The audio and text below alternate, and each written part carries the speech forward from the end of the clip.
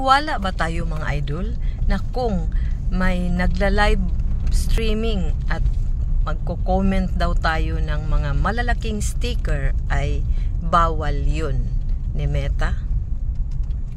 Hindi po totoo yun mga idol. Kahit nasa anumang videos or mga live streaming, pwede tayong mag-comment ng mga malalaking sticker for as long as hindi yung unicorn type or yung mukhang demon na sticker. Yung mga mukhang demon na mga sticker, yun ang bawal.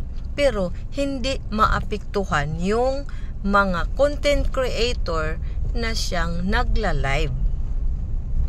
Ang magkaroon ng violation or maaaring ma-block yung account nila ay yun mismong nagko-comment ng mga demon sticker.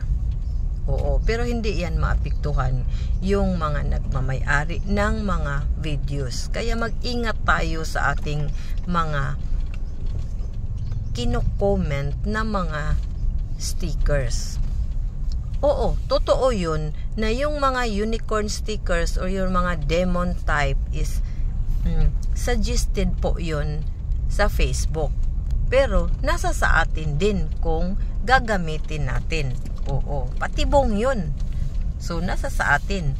Gamitin lang natin yung mga heart sticker, yung mga ganon, yung mga mabubuti na mga sticker. Hindi yung mukha na naman na demon. O, yun ang bawal. Pero yung mga heart, yung mga happy birthday na mga sticker is pwede yun. Hindi yun bawal at hindi yun makakasira sa ating mga account, lalong-lalo na ang mga commentors. Oo. Pero hindi maapektuhan ang may-ari ng mga videos o yung nagla-live streaming. So yun lang mga idol, sana makatulong at mag-ingat tayo sa ating mga comment na mga bawal. Kasi ang atin lang naman alagaan ay yung account natin, baka hindi na ma-open o kung sobra na talaga na ang violation natin.